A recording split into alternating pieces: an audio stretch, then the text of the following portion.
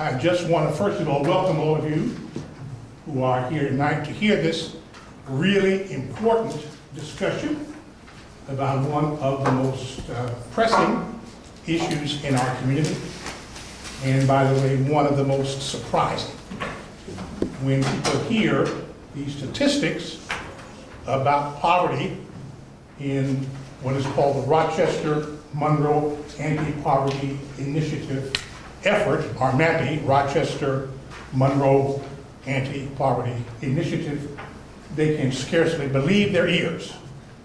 The level of childhood poverty, the level of concentrated poverty, the level of extreme poverty, and as was the case last night with the presentation by Dr. Jeff Kazarowski, and then this morning at Strong Hospital with respect to the impact of poverty on children and their ability to learn, and therefore issues of literacy. This is simply a monumental issue. And so it deserves a monumental response, hence the formation of the Rochester-Monroe Anti-Poverty Initiative and its executive director, Dr. Leonard, who I'm happy now to introduce. The program will proceed as follows. Dr. Brock will make an opening statement, sort of spell out the context out of which RMAPI emerged, talk about the challenges of the organization, the goals that we are trying to achieve, and then any other framing that he might like to present. And then this panel will come into action, and they'll each of them make their own presentations. We'll give them a chance to name themselves and tell us context in which they are involved. But I will at least acknowledge in advance Daan Braveman, who along with me serves as the co-chair of the steering committee of RMAPI. He's on the far end, and together, along with Leonard, we're doing the best we can to try and steer this project to a successful outcome. So please join me in welcoming to our podium and to our fall lecture series around this question. The poor you will have with you always. Why? Dr. Brock. Thank you.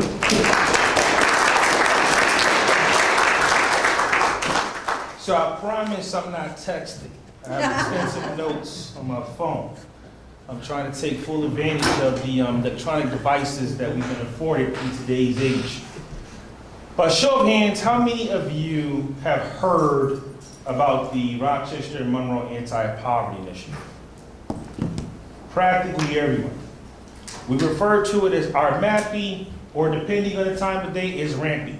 RMAPI. Now, how many of you know what RMAPI is intending to do and how we are intending to do it? Hesitation. Exactly. The Anti-Poverty Initiative is very comprehensive and complex, to say the least. And I'm very thankful, to the panelists and the co-chairs, to Dr. McMichael's point, to steer this in a direction that will help us to be able to achieve the goal and the outcomes associated with reducing poverty and also increasing the number of families that are self-sufficient. So I'm going to give you some broad context for the Anti-Poverty Initiative. I'm going to spend roughly 15 minutes, but I really want to hear from the panelists because we have a significant number of persons who've been with the effort for quite some time. And I think people in the community may get tired of hearing me speak all the time. So the way this started, in 2007, just to give you a very brief history, the Federal Reserve actually came to Rochester and made reference to some areas in Rochester that were similar to third world countries. The Rochester community rejected the notion that there were areas in Rochester that mimicked or mirrored a third world country. So the report that came out in 2007, guess what we actually did with the report? We refuted its findings. The report never saw the light of day. In 2013, however, the the Rochester Area Community Foundation, commissioned by Ed Doherty, who actually served as one of the co-chairs for our Data and Evaluation Working Group, had released a report on poverty in Rochester. And guess what we discovered in that report? That Rochester was one of the leading communities in the country with respect to childhood poverty, extreme poverty, and the concentration of poverty, which Dr. McMickle made reference in his introductory remarks. It was at that time we said we have to do something different. The what was to be determined. Now, fast forward in 2014, I know Fran is going to speak more to this, but in 2014, 2015, Fran, before she was the president and CEO of the United Way, was actually working as a consultant to strengthen and to diversify funding for the United Way, and went to the Governor Cuomo of New York, to say, we need $5 million for 5 years to scale up home visitation. Now, there are 3 programs affiliated with home visitation: Nurse-Family Partnership, Building Healthy Children, and Parents as Teachers. Now, ironically, it was the governor that said, with the issues you have in poverty, primarily because of the report that came out a year or so prior, you should think bigger and bolder. Now, I'm not trying to steal the thunder, but I think Fran said, listen, give us our $25 million so we can scale up home visitation and send us on our way. But there was some pushback from the second floor. We refer to Albany in the second floor because I guess that's the administrative staff, right? And when it started this journey, and we actually had a few meetings that took place at St. John Fisher, and I'm going to say Nazareth, in the early stages, to convene institutional leaders, community leaders, people impacted by poverty, to say, what can we do as a community to address poverty? Now, there was a cadre of different things that transpired during that time. There was the public splash of the governor's Rochester Anti-Poverty Task Force. There was the community starting to come together to figure out ways that we could actually address poverty. But needless to say, I want to say that 2015 was the year of a comprehensive community assessment of what we need to do to address poverty. Now, there were a host of working groups that met. And the main areas that were identified were jobs, housing, health, education, judicial, safe neighborhoods. And those were the 6 domain areas that we initially started. And then 2 other domain areas actually morphed out of those conversations. Those 2 being transportation and childcare. So we started this robust community assessment process, and we arrived at 33 recommendations. Now, the 33 recommendations wasn't the end-all be-all to reducing poverty, but it was a place to start, because for some odd reason in Rochester, there's this thing called the paralysis of analysis. We think, we meet, we think we meet, we meet, we meet, we think about the meeting, and we schedule another meeting to think about what the last meeting was about. Good meeting.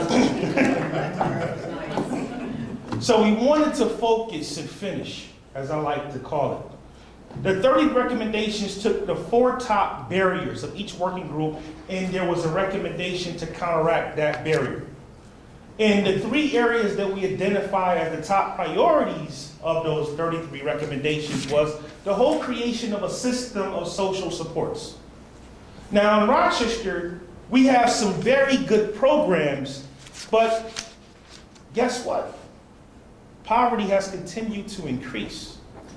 So the issue is not necessarily the programs, or the resolution are not the programs, but it's how do we create this system that is person-centered, that is directly in alignment with the needs and the aspirations and the actual goals of the families. The other was adult mentoring. Individuals impacted by poverty said they so desire to have a living wage job. If you want to get out of poverty, we cannot be remiss of the need for employment. And there were 4 components of that. One was to remove the basic needs, or improve the basic needs, or remove the barriers to poverty. be it transportation, be it childcare, whatever those basic needs are. Provide those basic needs so the barriers are removed for people who are aspiring for sustainable employment. Then there's the job training. That's soft skills training and also technical training. Job placement, and then there's post-job coaching. The other area that was identified was early childhood supports. Many of you may be aware that 75 to 85% of a young person's brain development is actually formed in the first 4 to 5 years of life. That's cognitive functioning, executive functioning, personality, etc. So those were the initial areas that we were going to launch, and we wanted to launch in 3 neighborhoods so we could have a proof of concept model. We didn't want to, I know we in the religious institute, we didn't want to pray and spray. We wanted to make sure there was a proof of concept model, and there was some evidence that we can actually leverage to be able to scale up in the broader community. Now, in addition to those 3 specific strategies, there were some design principles that were identified as major barriers and also, I want to say, requisites if we were to reduce poverty. So we weren't going to treat these as independent programs or strategies. These became the very things in which we look at from the lens to address each and every strategy that we determined to be necessary to reduce poverty. One was community building. People impacted by poverty said they should not have to leave their neighborhoods to have access to opportunity. Yes. The other is trauma. That's trauma-informed care, but also trauma-induced by poverty. There's an old saying, what gets tolerated is also the very thing that gets accepted. And once it's accepted, it becomes the social norm. But there are certain things within our community that should not be accepted. It should not be the norm. And we certainly shouldn't tolerate it. Then the other was institutional racism. Those policies and practices that promote racial inequity. Those, in fact, became the design principles that we look at our work. And those became the design principles. However, there's a few important things to make reference. RMAPI is one of several system actors working to reduce poverty. And what I mean by that is RMAPI, the we of RMAPI is the community we. And during the time that we identified these recommendations and those design principles, there were over 200 institutions, over 1,000 persons, and a significant number of stakeholders engaged in this process. Now, in order for RMAPI to be successful, it's going to require a significant number of community stakeholders, institutions, and persons in order for us to be successful. Now, there's a few factoids I'm going to actually share with you before I actually turn this into a lecture and I'll be up here for 3 hours. One, I'm going to allow the panelists to help me define what RMAPI is. Because one of the biggest criticisms that we receive is that RMAPI, we're not sure what RMAPI does. We're not a program provider, we're not a funder. And systems change, guess what? It doesn't happen overnight. We're talking about shifting behavior, changing culture, and being able to create policies and practices that promote the very things that we're helping to serve as a catalyst for. The other thing is that, how many of you have heard of a cynic, a skeptic, or a pessimist that changed the world?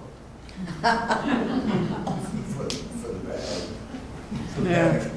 That being said, cynicism, skepticism, and pessimism is not the answer to reducing poverty in Rochester. And we spent a significant amount of time trying to counterbalance those misperceptions. So, 3 things I want you to walk away with from my brief remarks. And there's going to be time for some Q&A. But there's 3 specific things I want you to walk away with. RMAPI is not an effort to do more of the same. It truly is a change effort. And change efforts require change processes. Change processes require a host of different changes within the system. That being said, change and leadership are used synonymously. The change that we're leading with RMAPI is truly a change of how we as a community understand and see our role in reference to reducing poverty. This is not the traditional program, what are you doing to reduce poverty? What are United Way doing to reduce poverty? No, what are we doing as a community within the container of those community priorities and principles that came out of organic community process, right? So the we of our RMAPI are those of us in this room. 2, change is not going to come overnight. IBM said it best when they came to Rochester in November of 2016. The day that we don't persist is the day that we fail. Initiatives don't fail. People fail initiatives. Organizations consist or comprised of individuals. So we have to understand that the organizations and the institutions that comprise this work are made up of people. Those people are you and I. 3, reducing poverty it appears to be a lofty goal, but let me help you understand what the goal of RMAPI is. How many of you would say that reducing poverty by 50% within 50 years is a very lofty, ambitious goal? Raise your hand. 50% in 50 years is a lofty goal. 50%, reducing poverty by 50% in 15 years. How many of you say that's a lofty goal? 15. That's a tough stretch. People say that's a tough stretch. What about if I said, in 15 years, I just want us to have average poverty with similar sized communities? How many of you say that that's a lofty goal? Not to me, right? Guess what the goal of 50% reduction is? If and when we reduce poverty by 50% within 15 years, guess what? Our poverty is going to be comparable with similar sized cities. That's how dire the issue is in Rochester. And if we don't have a marker, or stake in the ground and say this is what we're working towards, guess what? We will continue to be a community that engages in the paralysis of analysis that go from what? Meeting to meeting to meeting, to thinking about the meeting, to meeting to think about what you thought about before the meeting, to meeting again, only to say how are we going to lace the meeting for next week? This is different because there is a commitment from so many stakeholders. People have made this their priority. And this is the one thing I reassure you, not to personalize it, but I mean it from the bottom of my heart. I live and die this. It's beyond a job or an occupation. This is my life purpose. And I commit my very being and every fabric of my soul to this work. Because that's how serious it is. Because if we don't change it, guess what? We're not going to see change. And if we don't expect to see change, we're talking about generations and generations of young people and the cycle of poverty being continued. And the last thing we want to see is we move from 52.5% of children being born in poverty to 75% of our children being born in poverty. And that's the direction that we're headed unless we think different, do different, and be different. So I'll stop. That's my soapbox. I said I was only going to spend a few minutes. I could spend hours talking about this because I'm very passionate about it, but I don't want to hear me talk. I actually want to hear the panelists. We have some very distinguished partners and stakeholders to my left. So this is how we're going to structure the panel. I'm going to actually ask the panelists two questions. And then I would like for you, the audience, to ask questions. And you can direct your questions to me or the panelists. And at that time, I'm actually going to have a seat. And we can proceed accordingly. And I'm not sure there's a moderator or Dr. McMichael probably could facilitate the flow of the questions. So I'm actually going to open up. Introduce each one. Yes, okay. And I'm going to introduce each panelist. So Fran Weisberg is the president and CEO for the United Way. And she's been a catalyst for this work from the very beginning. Fran was actually one of the first persons to go to Albany and ask for the resources. And Fran continued to serve as an advisor, coach to me, and a champion as it relates to this work. So I'm very thankful and grateful that Fran Weisberg joined the panel. So, and it's her birthday. And it's her birthday.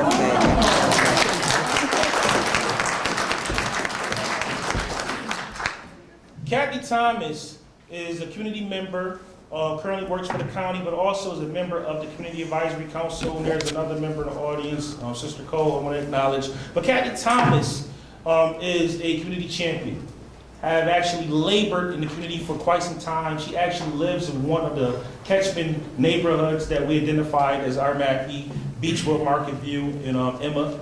And Cathy has continued to be boots on the ground and to be a person who has facilitated change processes for quite some time. And it's a pleasure to work with Cathy along this journey. So Cathy Thomas.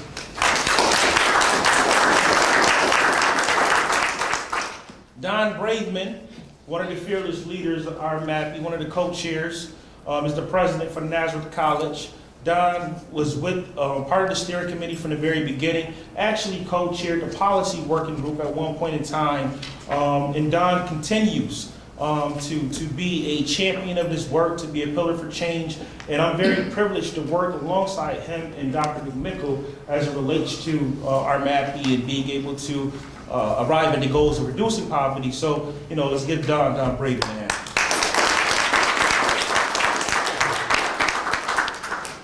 And remember, I said I'm going to use technology, the benefit of an iPhone, to help guide the question. So the very first question, and Fran, I'm actually going to ask you to lead. The very first question I would like to ask, and I would like each of you to actually answer the same question. But Fran, if you could spend 5 to 7 minutes, explain why reducing poverty is important, and what are you or your institution doing specifically to contribute to the goal of reducing poverty in Rochester-Monroe County? Thank you, Dr. Brock. And I also want to say I made a promise to myself I would never follow him on this, because he says the journey that we had far better than we did, and everything he said was really spot on.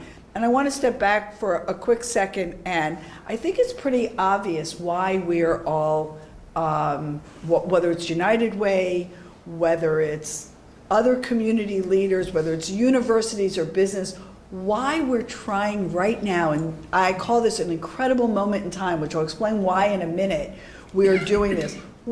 Every time I give a talk in Rochester to a corporation about United Way, what I start with is, we do not want to be known as the second highest childhood poverty rate in the United States of America, the place that has the greatest intensity of poverty in this country. That's crazy. Amen. So why are we doing it? I could go through and say statistic after statistic. Dr. Kazarowski just walked in. He talked last night about childhood poverty. He talked about the impact of childhood poverty on the rest of a child's life. I think, Leonard, you spoke very eloquently. I think there was report after report.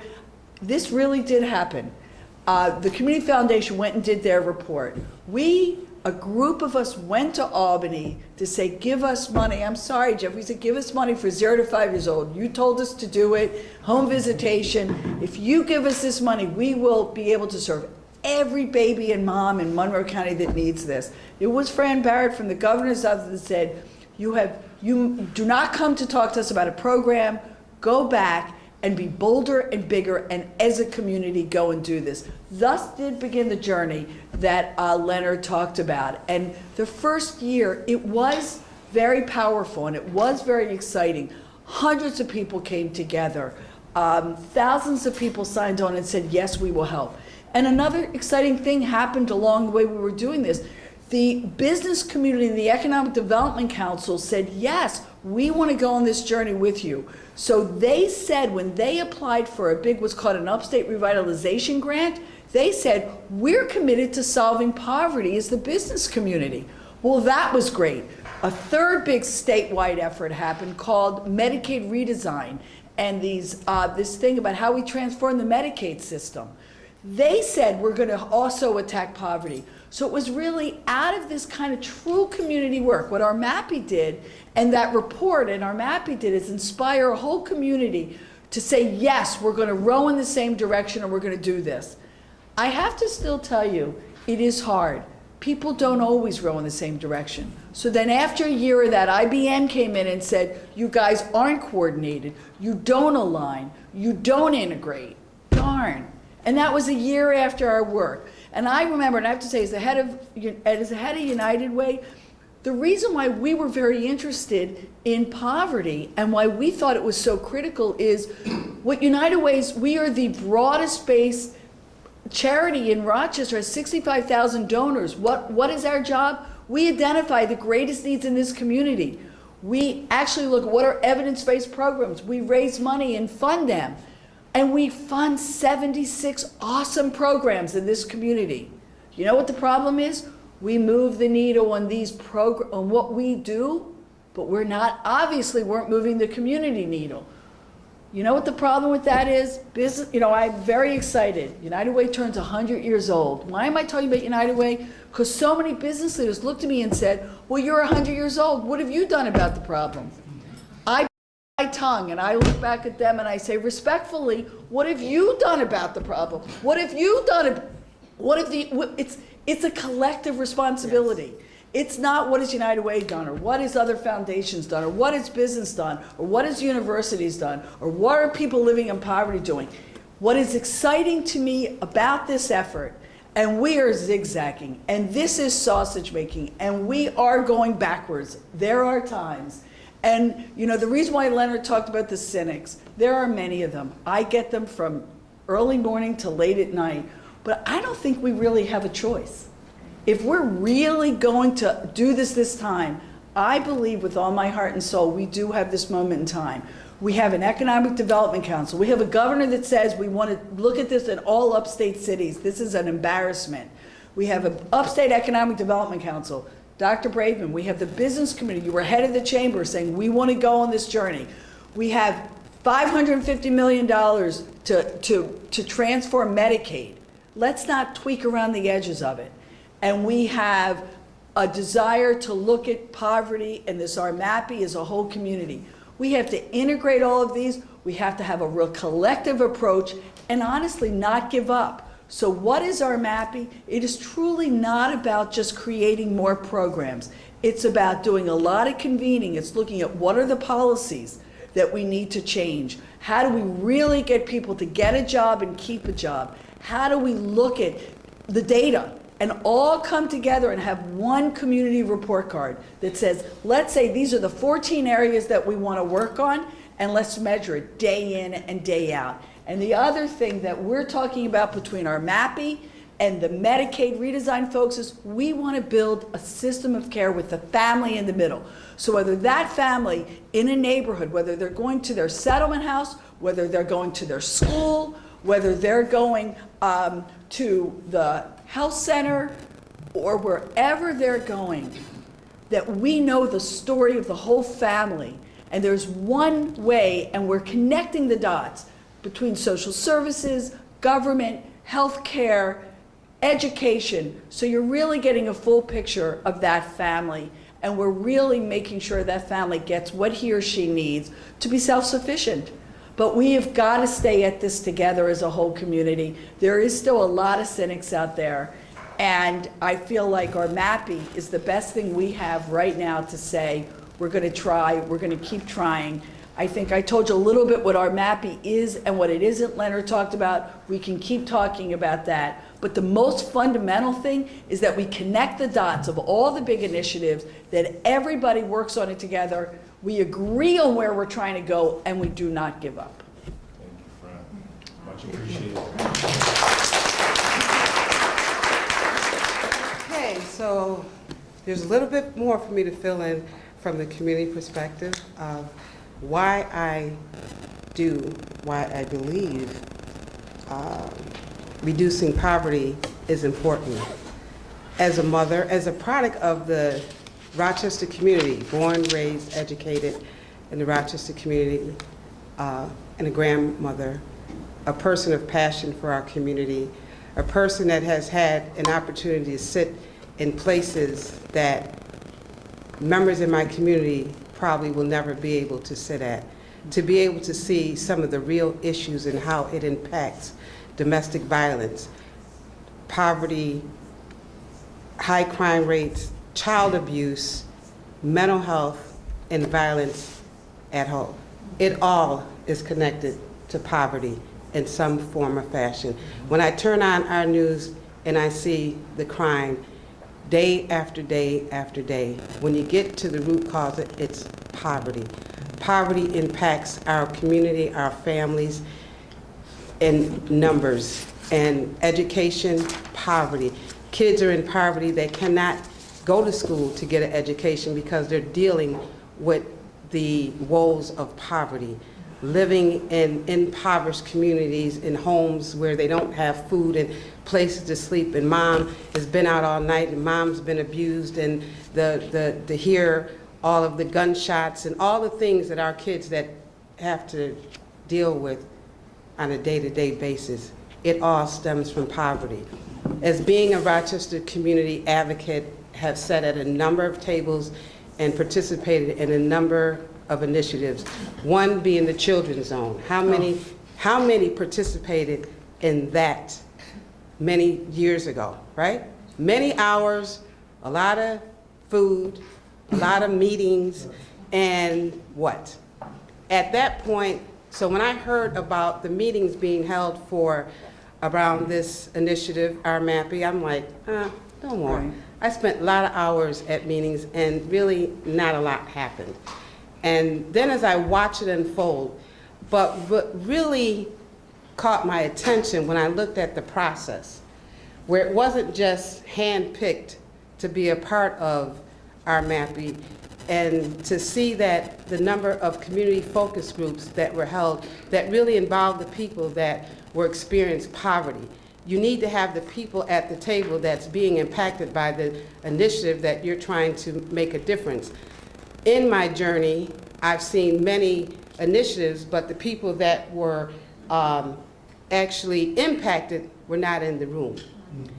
RMAPI, from the beginning, as I said, I watched. I did not go to a lot of those community meetings because, again, another meeting, But as I watched it unfold and I saw who was there and I saw where the meetings, the focus groups were held and how they were getting the impact from the people that were really experiencing poverty.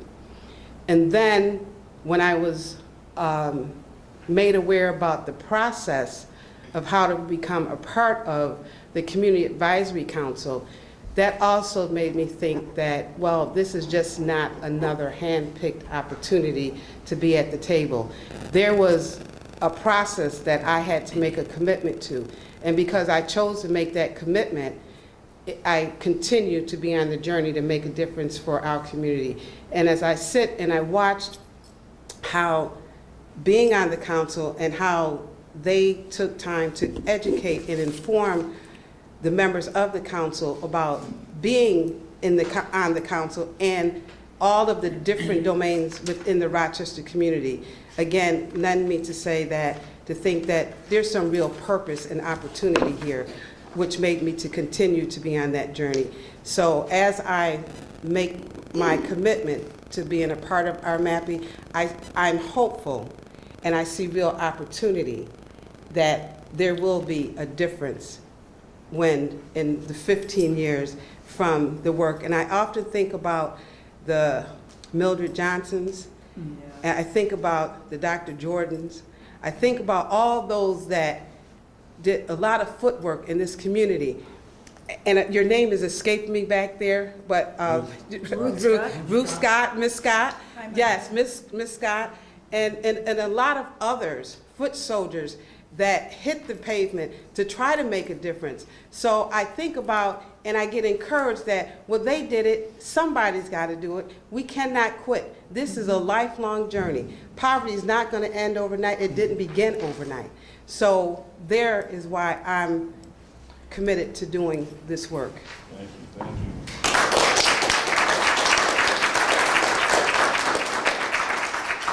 Daan? So at the risk of revealing how old I am. I'm going to tell you that over 40 years ago, I was a lawyer in this community, working with poor people, representing poor people. And it was that experience where I really saw the human impact that you talked about of poverty. And I left the community, went and taught at a law school, in fact taught a course called Poverty Law. And some people used to kid me that what poverty law really represents is the lawyers who practice that are poor lawyers. But we looked at, you know, all of the issues that affect poor people and whether law can address those issues. And it was discouraging because law was not able to address those issues. And so I was gone for almost 27 years, and then I came back to the community, and what I saw is that the community had become even poorer than it was when I was working on these issues 40 years ago. And so I wanted to get involved in these, in trying to address them. And the question that Leonard asked, why is reducing poverty important? And I look at it on two levels. I look at it at the human level, which you described so beautifully. Poverty has a human impact on people. And I think there's a moral aspect to it, that we have an obligation to address those issues. And you know, there's a quote that I live by: every man's death diminishes me because I am part of mankind. So to the extent that there's poverty affecting other people, even though I'm not poor, it diminishes not only their lives, but the quality of mine. But there's also a very practical community reason to address poverty. People are not able, because of poverty, to get the education they need. They're not able to get the jobs they need. And they're not able to help contribute to building our community. And it impacts all of us. I don't care whether, you know, where you live, whether you're in the city. I went to number 8 school in the city. And, you know, now I live in Pittsburgh.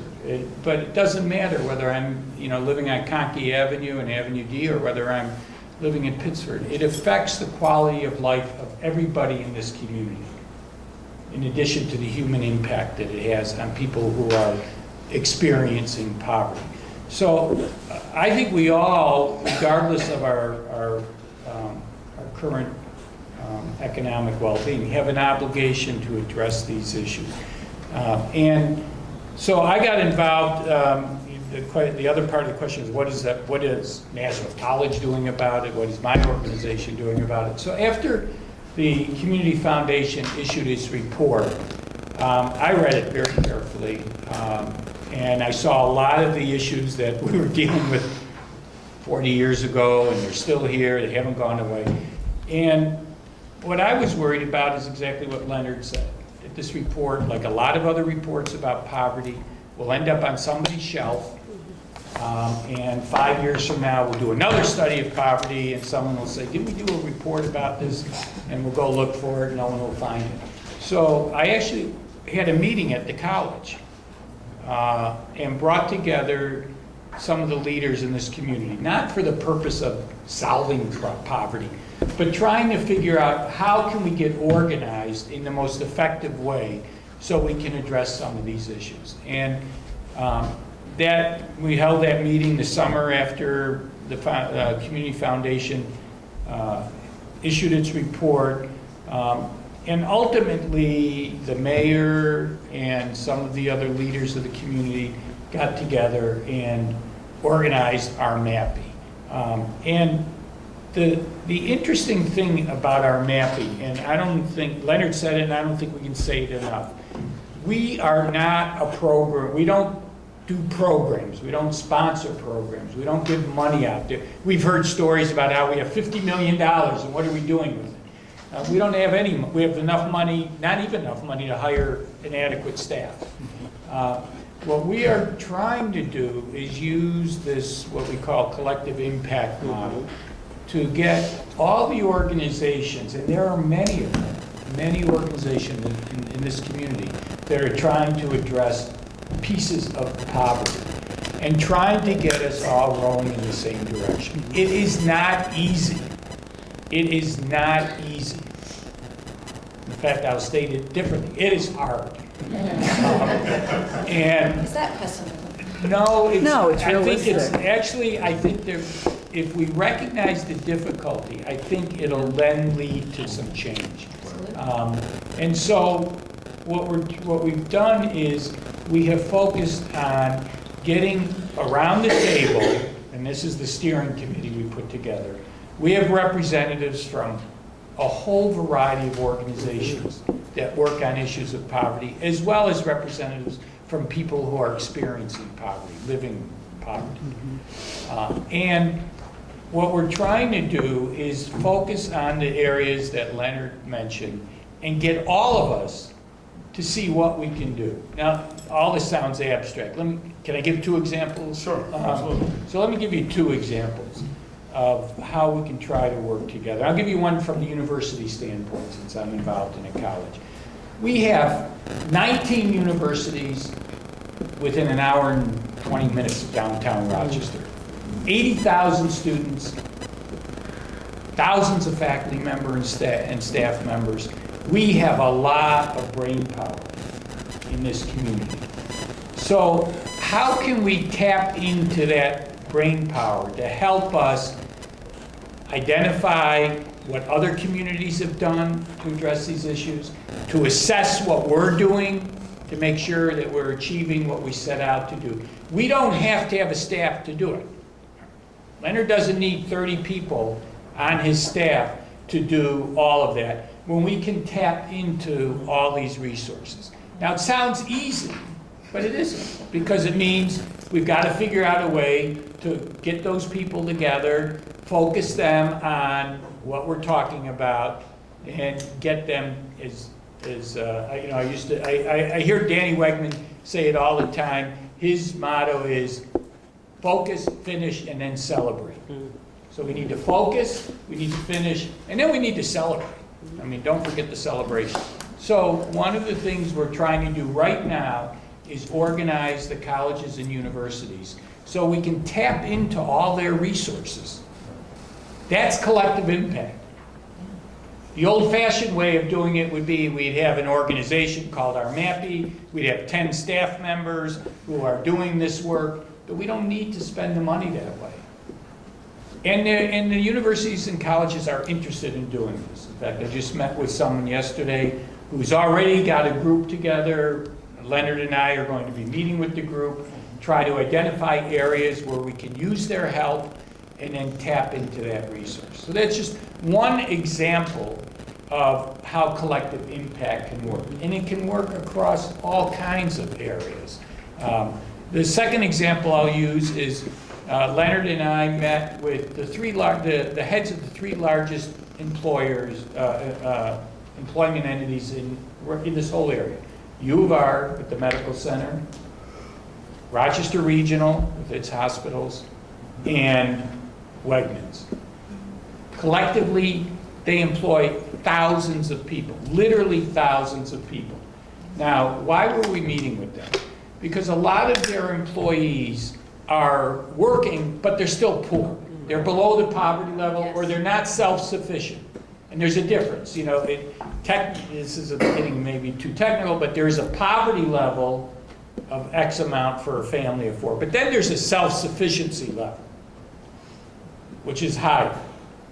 And what we have is, in these major organizations, these 3, an opportunity to get them to start thinking about how can we train our own employees so they can move up into jobs that are higher paying and they can become self-sufficient.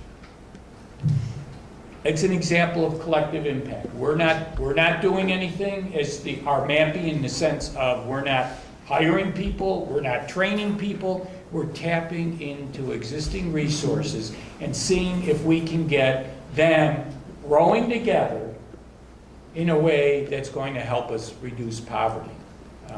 And so we could talk, and maybe later in the panel we can talk about other examples, but that's what has me excited about this, is that it's a different approach. than having an organization, an entity that decides we're going to solve poverty on our own. It's getting the community working together.